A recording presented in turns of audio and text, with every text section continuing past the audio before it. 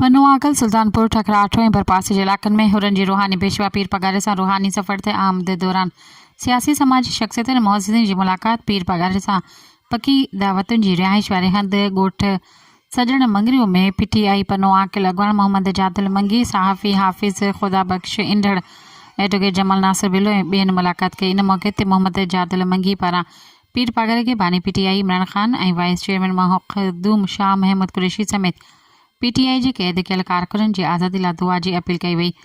ॿिए पासे नूराजा ॻोठ में इमदादुल्ला ख़ान समेजो जे झले वारी दावत में सतार अली गौहर ख़ान इंदड़ ऐं सर दरगाह भरजियुंडे शरीफ़ जे गादी नशीं पीर अब्दुल ख़ालिक क़ादरी मुलाक़ात कई।